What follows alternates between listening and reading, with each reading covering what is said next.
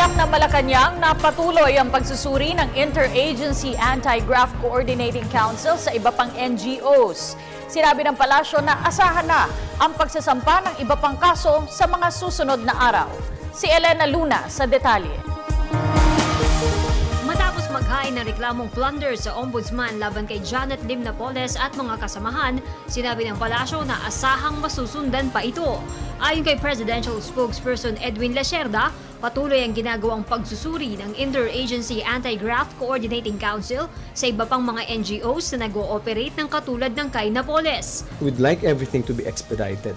That's one way we did it by tasking IAGC to expedite and avoid duplication. Sinabi na po ni Secretary Laila de Lima yun. So we will expect the other cases tulad po ng mga hindi involved kay Napoles, yun po pag-aaralan po ng IAGC and you will see wala na pong duplication, magkakaroon po ng expediting ng process po ng ating fact-finding and eventual preliminary investigation with the Ombudsman.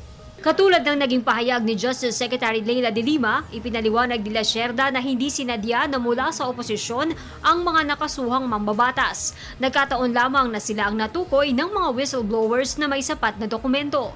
Abangan na lamang daw ang second batch ng mga kakasuhan ng DOJ sa Ombudsman. Yung mga Napoles kasi napag-aralan na po ng NBI yan. So advanced na po yan.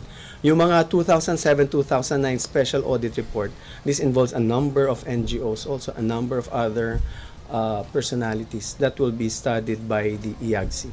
Sa pareho ding press briefing, muling nagsalita si Lacerda laban sa sinabi ni dating Senador Francisco Tatad sa kanyang kolum tungkol sa umano'y pagkikita ni Pangulong Aquino at Napoles sa palasyo bago pa man ang voluntaryong pagsuko ng negosyante. May mensahe ba kayo sa kanya, sir? Stop lying. Para sa Telebisyon ng Bayan, Elena Luna.